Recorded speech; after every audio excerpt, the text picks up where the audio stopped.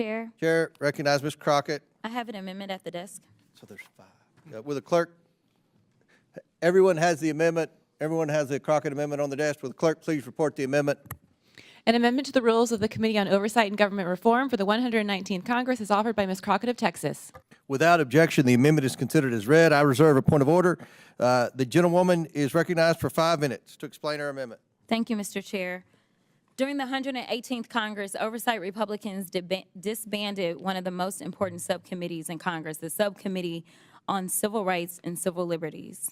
And now in the 119th Congress, the chairman and House Republicans have decided to prioritize the demands of the real president, Elon Musk, and his billionaire friends over the needs of the American people. Now, we are about to approach the birthday of Martin Luther King. It's actually tomorrow. And on January 20th will be the inauguration of Donald Trump, but it will also be the observation of MLK Day. And the fact that we have decided that in this country we are not going to honor civil rights should be something that we all take issue with. Considering the fact, for some that don't know what civil rights are about, because some people only believe that it deals with black folk, let me explain. Civil and political rights are a class of rights that protect individuals' freedom from the infringement by governments, social organizations, and private individuals. They ensure one's entitlement to participate in the civil and political life of society and the state. Defined another way, the right to be free from discrimination, the freedom to worship as we choose, the right to vote for our elected representatives, the protections of due process, the right to privacy. If any of that sounds familiar, it is because these are rights that are born out of our Constitution, something that we all supposedly have sworn an oath to, and we swear to not only, we don't just swear to it, we are supposed to protect those rights. Interestingly enough, we just had the funeral of one of our beloved presidents. And I caught a flight to Austin on the day of the funeral. And I had the honor of sitting next to someone who was a little familiar with the White House. That person was Lucy Baines Johnson. And when I tell you that she is a wealth of information, I really mean that. And when we had an opportunity to talk about what she experienced as her father was president during a time in which, honestly, our country was on fire, and I would argue that, unfortunately, our country is on fire right now. When I first ran for office, I ran for the State House and said that we were in the midst of a modern-day civil rights movement, and I have not been convinced otherwise just yet. But this is the daughter of the president that signed the Civil Rights Act of 1964. She was also there when he signed the Voting Rights Act of 1965. And to be perfectly honest, without that voting rights, I don't believe that I actually would have a seat in Congress. And so I do believe in preserving the fact that everyone should be entitled to real and true representation, because I do have a Section 2 seat as our Voting Rights Act has been decimated. But one of the stories that she told me was that her father asked her about coming over to the Congress for the signing of the bill as it relates to the Voting Rights Act.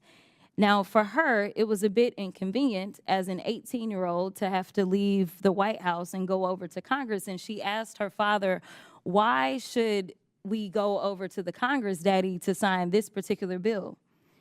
And she said, we need to go over to the Congress because we need to pay due respect to those members of Congress that knew that voting for this bill meant that they would not be returning to Congress, but they had the courage to do what was right for this country and make sure that everyone's voices were going to be heard.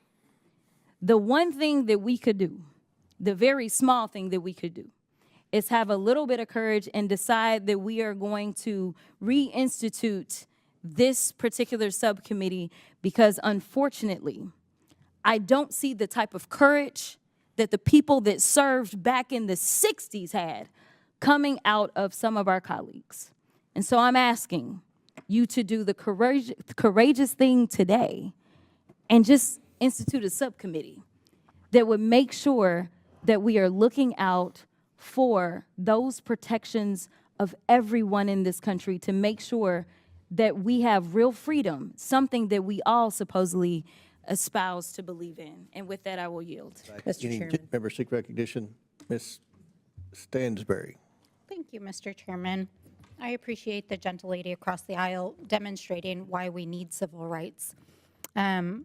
We need civil rights to protect all people, especially trans Americans who are under attack right now. I would like to yield the rest of my time to the gentle lady who is carrying the amendment. I don't even know how we got there, because I tried to make it clear how many civil rights, it doesn't just boil down to one conversation, but I can see that somebody's campaign coffers really are struggling right now. So she gonna keep saying trans, trans, trans, so that people will feel threatened. And child, listen, I want y'all to I am tell no me child. whether or Do not not call me a child. I am no child. I want Don't to even find start. out I am a grown which woman. of those I am 47 years emails old. I have broken actually more have. glass ceilings than you Chairman, ever I Order, am please. reclaiming my Let's go. time. You will not do that. I Order. am not a Chairman, child. I am not a reclaiming child. my time. If you want to take it outside, Mr. we can Chairman, do the that. committee is not Okay, in all order. right. Order. Point of order. Point of order. Order. Chair recognizes Ms. Crockett. No, point of order, Mr. Chairman. State your point. Is it allowed in the rules for a member to incite violence against another member? I mean, she said she wants to take it outside with. Hey, I have the Crockett. First Amendment right too, And young so man. I have the I'd like First those Amendment words right. to be I'm not taken gonna be a down. child. I I'm am not gonna moving be to have called a those child words by taken any down. of I you. believe it's against the rules to Going incite outside doesn't violence incite against violence. another You have a member of conversation Congress. that isn't. The committee will interrupting this suspend, committee. the member will state the words he wishes taken down. Where she said that we can take it outside, which is direct violation against the rules, inciting violence against another member. What rule? What rule? Cite the rule. How does that incite violence? Mr. Chairman, there are, if I might point out, Mr. Chairman, there are decorum rules in the House of Representatives. And the two parliamentarians are discussing this right now. We'll suspend for a second. So the chair recognizes Ms. Crockett for the remainder of her 4 minutes that don't count towards the limit to debate.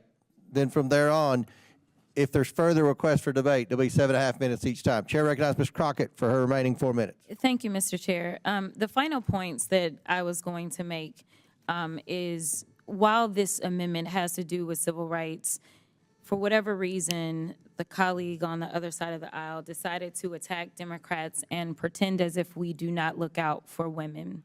And I want to be clear that it's Democrats that were pushing for the Equal Rights Amendment, and I don't recall any Republicans supporting us having the Equal Rights Amendment. I also want to make it clear that just because someone fantasizes or wants to be dramatic about the idea of someone could be a quote-unquote man in a locker room or in a bathroom, I've yet to hear an actual testimony of someone who, for whatever reason, has experienced this in real time. But I can tell you some real numbers and some real facts, because I don't like to live in fantasy when I'm talking about how I'm going to govern for the American people.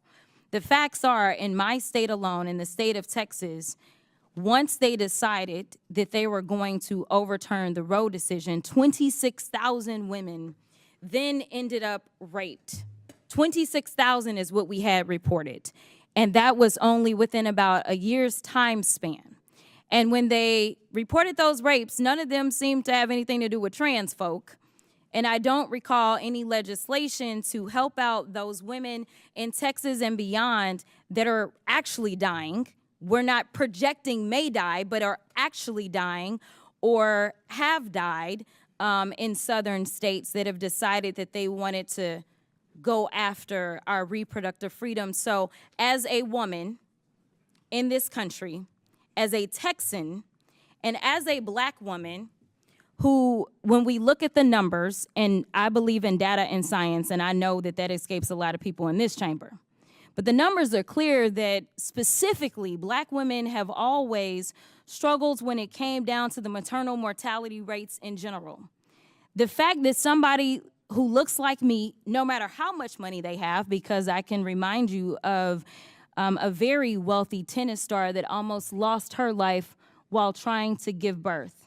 Some things I honestly just don't think should be partisan, and frankly, I do believe in privacy because honestly, I don't want none of y'all making decisions if I ever end up pregnant and have to decide what it takes for me to save my life. And I give the same opportunity for other women in this country to make decisions as they see fit. So while we look at how we protect women completely differently, I can tell you that at least in the 766,000 women or 766,000 constituents that I represent, I have had them come to me concerned about whether or not they could survive childbirth. But I have not had a single person in my district tell me that they were concerned that they may be raped by a trans person. So if there is an issue to solve in this country based on facts, data, and statistics, I think that we need to look at the type of health care that we are going to advance for women in this country. And with that, I will yield.